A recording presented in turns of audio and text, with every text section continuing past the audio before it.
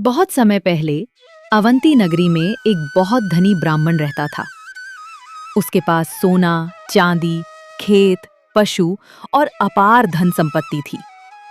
लेकिन उसके पास एक चीज की बहुत कमी थी और वो थी दयालुता। वो इतना कंजूस था कि न तो किसी गरीब की सहायता करता था, न अतिथियों का सम्मान करता था और न ही अपने परिवार की आवश्यकताओं पर ध्यान रखता था। उसका पूरा जीवन केवल धन जोड़ने में ही बीत रहा था।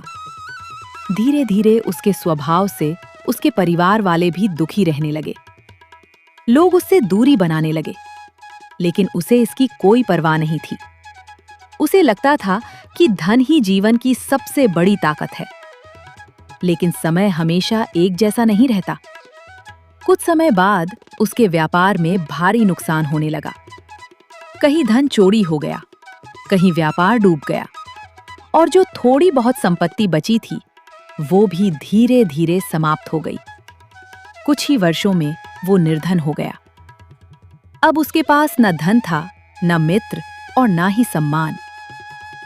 एक दिन वो अकेला बैठा सोच रहा था। तभी उसके मन में एक गहरा विचार आया। उसने कहा, मैंने पूरी जिंदगी धन कमाने में लगा दी, लेकिन भगवान को याद नहीं किया। मैंने लोगों से प्रेम नहीं किया। आज मेरे पास कुछ भी नहीं बचा। उसी दिन उसने अपना जीवन बदलने का निर्णय लिया। उसने संसार के मोह को छोड़ दिया और भगवान की भक्ति में लग गया। वो साधु की तरह रहने लगा और भिक्षा मांगकर अपना जीवन बिताने लगा। लेकिन उसकी परीक्षा अभी समाप्त नहीं हुई थी। जब वो भिक्षा मांगने जाता तो कुछ लोग उसका मजाक उड़ाते। कोई उसे अपमानित करता, कोई कटु शब्द कहता और कोई उसे धक्का देकर भगा देता। लेकिन इस बार उसने क्रोध नहीं किया।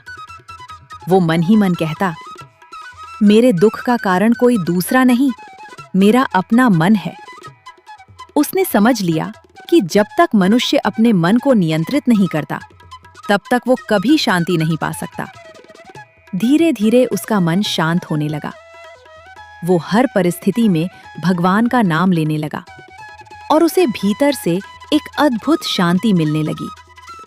उसे समझ आ गया कि धन, पद और सम्मान हमेशा साथ नहीं रहते, लेकिन भगवान का नाम और सच्ची भक्ति मनुष्य का सबसे बड़ा सहारा बन जाते हैं।